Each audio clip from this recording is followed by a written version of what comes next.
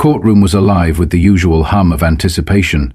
Lawyers rustled papers, spectators whispered in hushed tones, and in a distant chamber, the steady strike of a gavel punctuated the atmosphere. Judge Eleanor Hayes sat at the bench, her gaze unwavering and professional. It was another day, another case, or so she had assumed until the bailiff announced the matter at hand. The state of Louisiana versus James Anderson. Eleanor shifted slightly in her seat, her hands resting lightly on the polished oak of the bench. Before her lay the case files, charges of assault, robbery, and resisting arrest. All details that painted a grim portrait of yet another soul lost in the complex web of a flawed system. As the defendant was led into the courtroom, the ambient hum of expectation grew into a charged silence. When the man was finally brought before her, shackled at the wrists and ankles, something inside Eleanor shifted. The man standing there was not a stranger, he was James Anderson. Her James. In that moment, her throat constricted as memories surged forth like an unstoppable tide. Summer afternoons spent racing bicycles down the dusty streets of Hammond, Louisiana. The secret. Late-night conversations under the magnolia tree in her backyard, and the promises they had once made as children, pledging to always have each other's backs, regardless of the world's cruelty. But the man before her was no longer the carefree boy of her past. His shoulders were hunched, and his face bore the deep lines of hardship accumulated over years of struggle. Yet, despite the toll of time and experience, his eyes, those deep, soulful eyes, remained achingly familiar.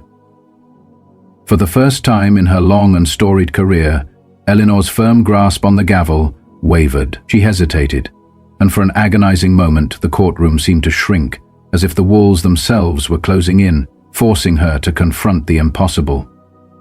James looked up briefly. His expression was a complex mixture of shock and resignation. Recognition flickered in his eyes, only for him to quickly avert his gaze and bow his head, as though overwhelmed by the weight of the past. The room waited, heavy with unspoken tension, as Eleanor finally forced herself to speak. "Mr. Anderson," she said in a voice that was steady yet tinged with personal sorrow, "you stand accused of assault and robbery. How do you plead?" In response, James's voice emerged, rough, scarcely recognizable from the echoes of a long-forgotten youth, as he replied, "Not guilty, Your Honor." Eleanor's heart pounded in her chest. In that instant, she longed to stop time and demand the answers that had haunted her for so long. What had become of him?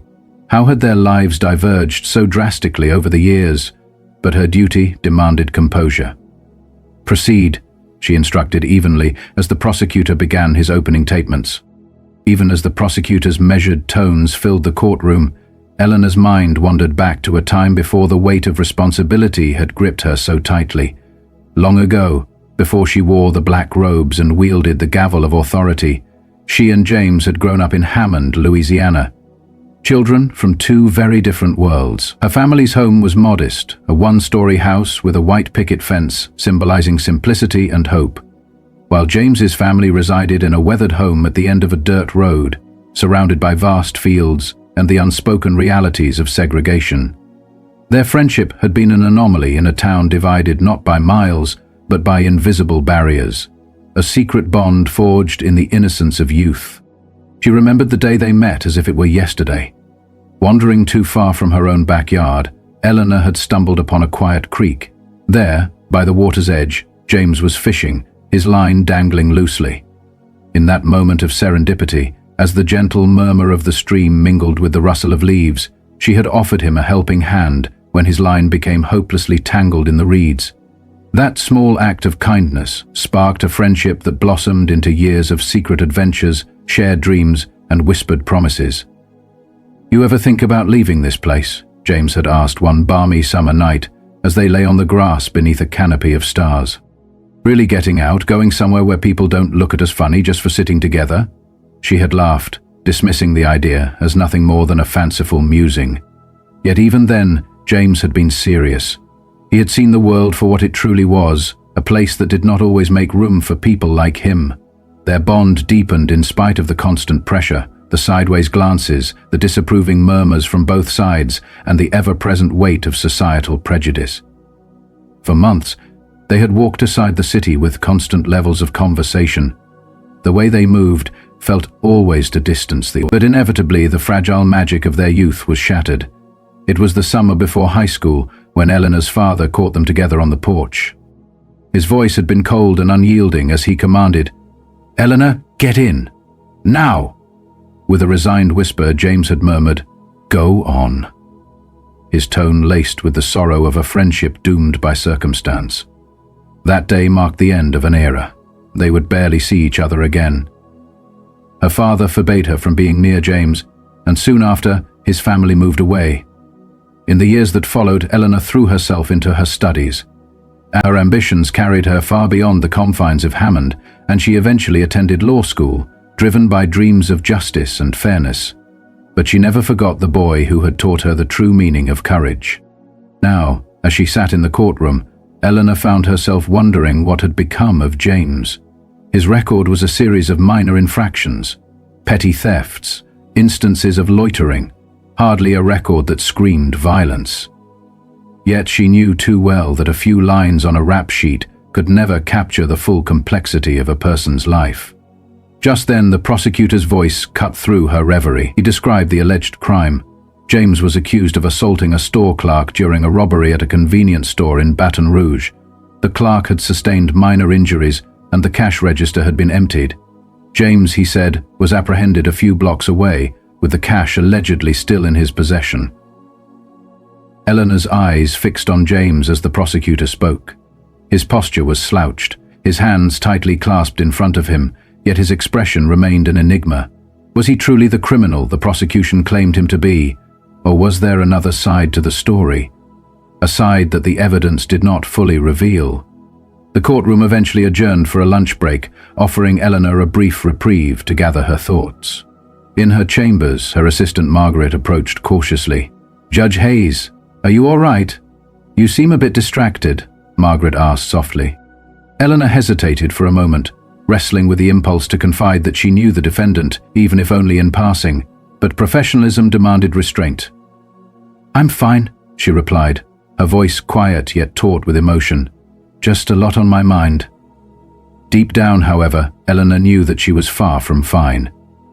The past, so long buried, now loomed just a few feet away, an ever-present reminder of a bond that had once meant everything.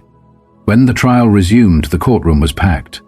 Reporters scribbled frantically, the clerk shuffled his papers, and the prosecutor, a sharply dressed man named Richard Powell, stepped forward to deliver his opening statement. "Ladies and gentlemen of the jury," he began in a firm, commanding tone, "this case is about violence. It is about a man who walked into a convenience store and, without provocation, attacked an innocent clerk before stealing the contents of the cash register. The evidence will show that James Anderson is guilty of these crimes." Eleanor felt a tightening knot in her stomach as Powell's voice, clinical and detached, reduced James to little more than a name on a docket. A moment later, the defense attorney, Lisa Porter, rose to present her opening statement. Young yet exuding confidence, her voice carried clearly across the room.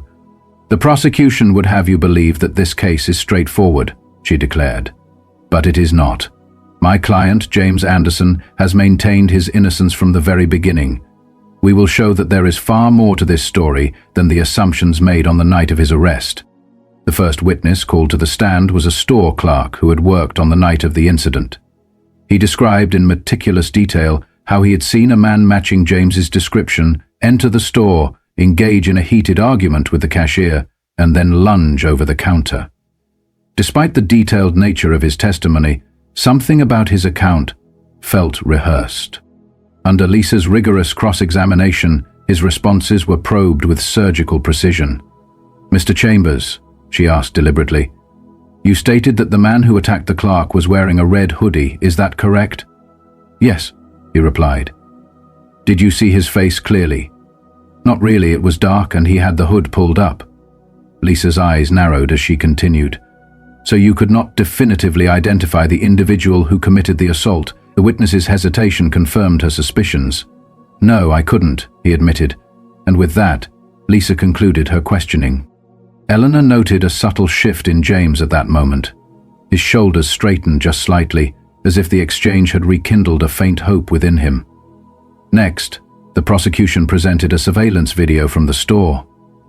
The footage, grainy and poorly lit, showed a figure in a red hoodie entering the store, swiftly grabbing at the counter and then disappearing off-screen. While the prosecution argued that this figure was James, the low quality of the video made it difficult to confirm any definitive identifying features.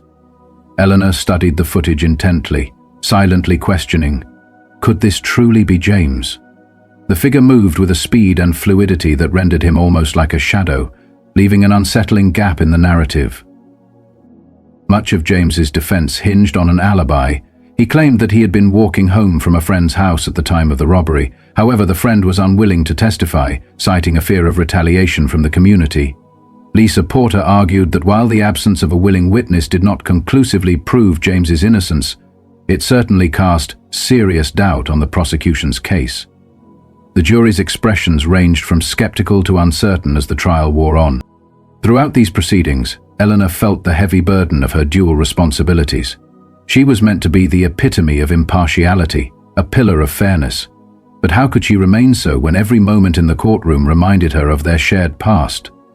The boy who had once been her closest friend was now standing before her, a man fighting for his freedom, and it was her solemn duty to determine his fate. When the court finally adjourned for the day, Eleanor lingered at the bench, her fingers tracing the smooth edge of the gavel.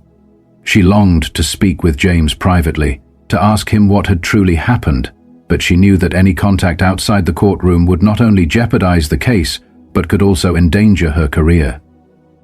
When the trial resumed, the atmosphere was charged with quiet murmurs. At that moment, the defense's turn arrived, and Lisa Porter called her first key witness, Officer Daniel Harris, the arresting officer. Eleanor leaned forward, her eyes narrowing as she watched Harris take the stand. "Officer Harris," Lisa began calmly, "you were the one who apprehended my client, correct?" "That is correct," Harris replied in a clipped tone. "According to your report, Mr. Anderson was seen walking 2 blocks from the scene of the robbery when you detained him.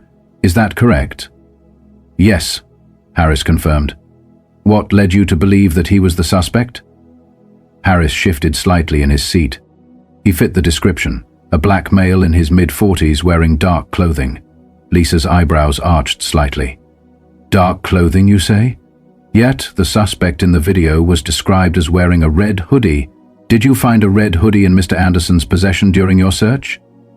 Harris hesitated. "No, I did not, though he might have discarded it." Lisa stepped closer, her tone measured. "Could you or any other officer confirm that?"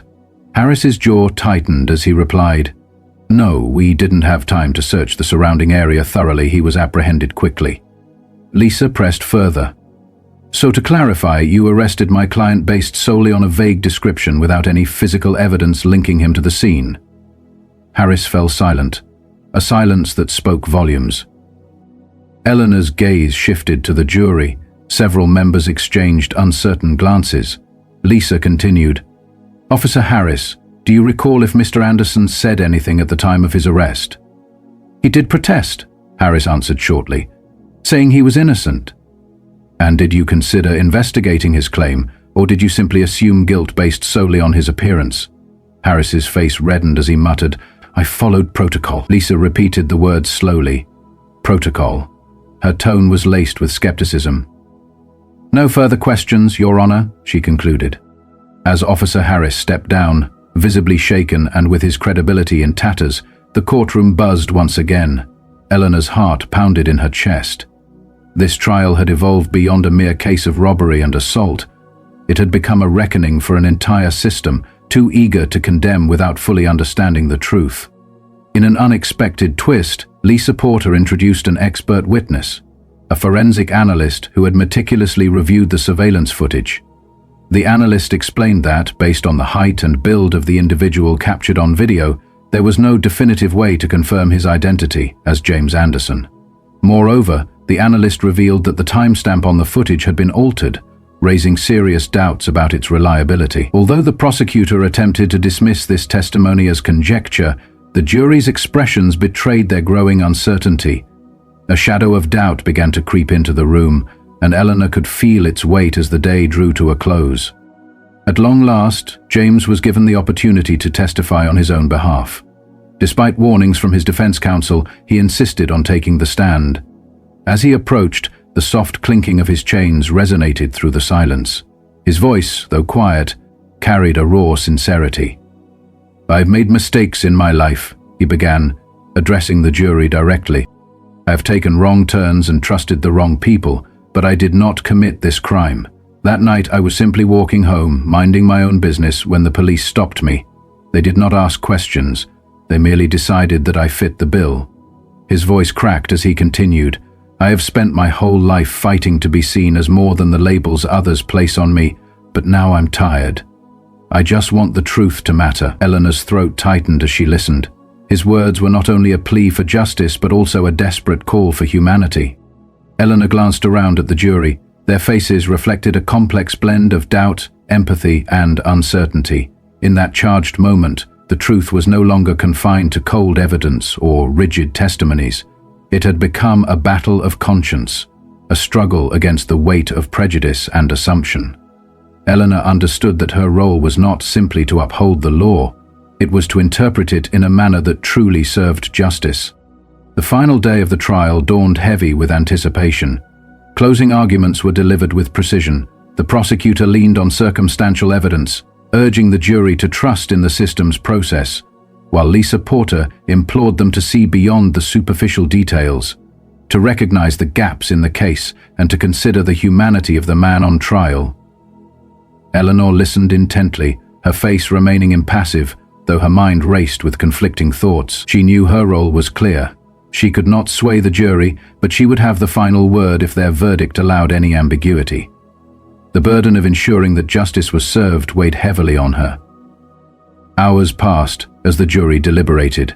The courtroom emptied and refilled as people stretched their legs and whispered among themselves. Throughout it all, James sat quietly, his hands clasped tightly together, his eyes fixed on the table, as though searching for a flicker of hope in the solemn silence. He had looked to Eleanor from the very first day of the trial, silently pleading for an explanation, a hope that perhaps, despite everything, she might find a way to reconcile the painful past with the present. Finally, the bailiff announced that the jury had reached a verdict. The room fell into an excruciating silence as 4 jurors stood, and a single piece of paper trembled in Eleanor's hands. In the case of the state of Louisiana versus James Anderson, we find the defendant, the pause was agonizingly long, not guilty. In an instant, the courtroom erupted into a cacophony of gasps, murmurs, and even a few cheers. Eleanor tapped her gavel sharply to restore order. James's shoulders sagged as though a tremendous weight had been lifted, yet his face remained inscrutable. He had won his freedom, but it was painfully evident that this victory came at a great cost. Eleanor addressed the court in a steady, measured voice. "The jury has spoken, Mr. Anderson. You are free to go." As the courtroom gradually emptied, Eleanor lingered behind, watching James sign his release paperwork. For a brief moment, she wondered if he might leave without uttering another word. Instead, he turned and approached her. With only a few clerks tidying up and Margaret gathering files, James stopped a few feet from the bench, his expression guarded and reflective. "You don't owe me anything," he said quietly, "but I would like to know." "Why didn't you say anything? You knew me." Eleanor's throat tightened, and her words caught in her throat. "I couldn't," she managed to reply, her voice barely a whisper. "I had to be fair. Any personal comment might have jeopardized the case." James studied her, his expression a blend of hurt and understanding. "Fair?" he murmured. "That's the thing. The world has never been fair, not for people like me." Eleanor nodded slowly, her eyes dropping to the polished wood of the bench. "You're right. I wish I had done more back then. I wish I could have done more now." James sighed softly, and the tension in his posture eased ever so slightly. "We were just kids," he said quietly. "We didn't know any better, but you know now, don't you?" "I do," Eleanor replied firmly, "and I am truly sorry." With a faint nod, James turned and walked away, his back straight and resolute as he disappeared through the courthouse doors. Left alone in the now empty courtroom, Eleanor sat in silence, the weight of her decisions and the burden of her role pressing down on her. She had upheld the law, Yet the trial had revealed a deeper truth, that justice was not merely about verdicts and evidence, but about the lives shaped by systems far larger than any single person. For Eleanor, it was a wake-up call, a reminder that her position was not just a seat of power, but a platform for change. As she left the courtroom that evening, the fading sun cast long shadows across the courthouse steps, and Eleanor made a silent vow. She could not change the past, but she would do everything in her power to ensure that the future held more than hollow promises of fairness. It would be a long, arduous journey, perhaps even an impossible one at times, but she owed it to James and to herself to try. In the days and weeks that followed, the courtroom drama gave way to a quieter, more reflective period. Eleanor found herself revisiting the memories of her childhood with James, the promises they had made, and the painful transformation that time had wrought. These recollections fueled her determination to reform the justice system from within. She resolved to ensure that no more lives would be reduced to mere statistics or case numbers. Instead, every individual, no matter how broken or misunderstood, would be seen as a person deserving of dignity and respect. Eleanor began to understand that her role extended far beyond that of a judge. It was not enough to simply interpret the law. She needed to be a champion for those caught in the system's ruthless gears. Her heart ached with the realization that so many lives were shaped by forces far beyond the courtroom's walls. This realization drove her to adopt a new philosophy, a belief that true justice demanded not only the fair application of the law, but also a commitment to nurturing change in the community. At subsequent trials, Eleanor carried this lesson with her. She listened more intently, questioned more deeply, and, in subtle ways, allowed her compassion to guide her decisions. Though the courtroom remained a place of formal proceedings and strict decorum, Eleanor's presence began to convey an unspoken message, that every case was more than just a file number, that every defendant had a story, and that every verdict had the power to shape lives. Over time, her colleagues began to notice a shift in her demeanor, a quiet, steadfast commitment to ensuring that justice was served in its truest sense. One evening, as Eleanor left the courthouse under the glow of a fading sunset, she paused to reflect on the events of the day. The memory of her confrontation with James Anderson, the anguish in his eyes, the sorrow in her own heart remained vivid. It was a painful reminder of the cost of indifference and the price of apathy in a system that too often overlooked the human element. Yet, even as she carried that burden, Eleanor felt a spark of hope. She believed that if she could inspire change within her own department, that change might ripple outwards, touching countless lives and transforming a broken system into one that truly served the people. In the months that followed, Eleanor became more vocal about her vision for reform. She initiated discussions on implicit bias, fairness in sentencing, and the importance of community outreach. She pushed for greater transparency in her courtroom and worked tirelessly to ensure that every decision was made with both justice and compassion in mind. Her actions did not go unnoticed. Many in the community began to see her not only as a judge but as a symbol of hope, a reminder that change was possible even in the most entrenched systems. One day, after a particularly challenging case, Eleanor sat alone in her chambers and wrote in her journal about the lessons she had learned. She wrote about the profound impact of recognizing the humanity in every individual, the necessity of holding those in power accountable, and the importance of never allowing the bitterness of the past to cloud the promise of the future. In that moment of solitude, Eleanor realized that true justice was not achieved through punishment alone, but through the relentless pursuit of equality and understanding. As the years passed, Eleanor's courtroom became a place where every voice was heard and every person was treated with dignity. The trial of James Anderson remained etched in her memory as a turning point, a moment when she was forced to confront the painful intersection of personal history and professional duty. It was a case that had revealed the deep scars left by systemic injustice, and it had ignited within her a burning resolve to transform the judicial system from within. In her closing address at a high-profile community meeting, Eleanor spoke with quiet authority and heartfelt conviction. "Justice," she declared, "is not just about the verdicts we pronounce or the laws we enforce.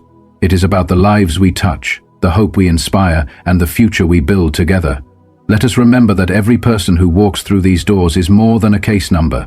They are a human being with dreams, struggles, and an inherent right to be seen and heard." I vow to continue fighting for a system that honors that truth, one where compassion and accountability walk hand in hand." Her words resonated deeply with the gathered community. Many left the meeting with a renewed sense of purpose, and whispers of change began to spread. Eleanor's journey had become a beacon for those who believed that the pursuit of justice was a noble, if challenging, endeavor. And though the path ahead would be long and fraught with obstacles, she was determined to see it through. In that same spirit of transformation, Eleanor recalled the painful lessons of the James Anderson trial. A trial that had not only exposed the shortcomings of the justice system, but had also illuminated the strength required to overcome them. It was a stark reminder that the road to reform was paved with both hardship and hope. Every challenge, every moment of discomfort, was an opportunity to learn, to grow, and to become a better guardian of justice. As Eleanor left the courthouse that day, the late afternoon sun casting long shadows on the steps, she carried with her a quiet determination. She knew that the trial had changed her, had forced her to look inward and to confront the very nature of fairness and accountability. And in that transformation, she found a renewed sense of purpose. A calling to ensure that no more lives would be diminished by a system that failed to see the humanity in each individual. In the months and years that followed, Eleanor's influence extended far beyond the courtroom. Her tireless advocacy for reform began to inspire colleagues, community leaders, and even the next generation of legal professionals. She mentored young judges, participated in community outreach programs, and spoke at conferences about the need for systemic change. Her story became one of resilience and renewal, a testament to the power of integrity and the unyielding pursuit of justice. For Eleanor, every case that came before her was a reminder that the truth was multifaceted, that every verdict carried the weight of countless lives, and that true justice required empathy as much as it required the letter of the law. The trial of James Anderson had been a crucible, a moment when the personal and the professional collided in ways she had never anticipated. And though it had left her with a heavy heart, it had also sparked within her a determination to build a future where fairness was more than an ideal, but a lived reality for everyone. Now, as she continued her work in the courtroom, Eleanor carried with her the memory of that fateful day. She remembered the way James's eyes had flickered with a mix of shock and resignation, the bittersweet recollections of childhood promises, and the silent, profound hope that even the most damaged soul could be redeemed. These memories became the fuel that drove her to seek not only legal justice but social justice, a justice that embraced compassion, respect, and true equality. In reflecting on her journey, Eleanor often thought of the words of a mentor from her early days on the bench. "The law may be blind, but justice is not." Those words had taken on a new meaning after the trial. No longer could she allow herself to be an indifferent enforcer of rules. Instead, she had to be a vigilant guardian of the ideals that the law was meant to serve. And in doing so, she had come to understand that every person, regardless of their past or the circumstances of their arrest, deserved the chance to be seen as whole and human. Eleanor's transformation, ignited by the trial of James Anderson, gradually rippled throughout the entire community. Her steadfast commitment to reform began to change the culture of the courthouse, and her influence grew steadily as more people, both within the department and outside it, started to believe that change was possible. Her resolve to confront prejudice head-on, to question assumptions, and to hold every officer accountable for their actions became the cornerstone of a new era in Blue Ridge's justice system. At a later public forum, as Eleanor addressed a diverse group of community members and law enforcement officers alike, she spoke with unwavering clarity. "Our duty as protectors of the law," she said, "is not merely to enforce it, but to embody its highest ideals. We must remember that justice is not served by silence in the face of prejudice, nor is it delivered by the unchecked abuse of power. It is our responsibility to ensure that every individual is treated with dignity, that every voice is heard, and that every action we take builds towards a future where fairness is not just a promise, but a reality." Her words were met with respectful applause, and in that moment, Eleanor felt the deep connection between her work and the lives of those she served. The courtroom, once a place of cold procedures and impersonal judgments, had transformed into a space where every case was a chance to mend the fractures in society, a place where the pursuit of justice was not an abstract ideal, but a tangible, living commitment. As Eleanor concluded the session, she offered a final, heartfelt appeal. Let us use our positions, whether as judges, officers, or community members, to build bridges of understanding and to confront the injustices that have long divided us. In doing so, we honor not only the law, but also the humanity that it is meant to protect. Together, we can forge a path towards true justice, one where every person is valued, every voice is heard, and every life is given the chance to flourish. In the quiet that followed, as the audience slowly dispersed, Eleanor remained at the podium, her heart heavy with the responsibilities of her role, but also filled with hope for the future. The trial had not only tested her, but had also transformed her, challenging her to look beyond the cold mechanics of the legal system and to embrace a vision of justice that was as compassionate as it was fair. And so, as the sun dipped below the horizon and cast long, lingering shadows across the courthouse steps, Eleanor made a silent vow. She promised herself that no matter the obstacles, no matter how deeply ingrained the prejudices might be, she would continue to fight for a system that honored the dignity of every individual. She would use her position not merely to pass judgment, but to instigate change, ensuring that the future would hold more than empty promises, but a genuine commitment to fairness, equity, and respect for all. The legacy of that trial, with all its pain, revelation, and transformation, would live on in every decision Eleanor made, in every reform she championed, and in every life touched by the justice system under her stewardship. It was a legacy built not on the cold, hard facts of a case, but on the enduring belief that every person deserves a chance to be seen, heard, and understood. And as Eleanor Hayes left the courthouse that day, the memories of her past mingled with her vision for the future, forging a resolve that would guide her for the rest of her life.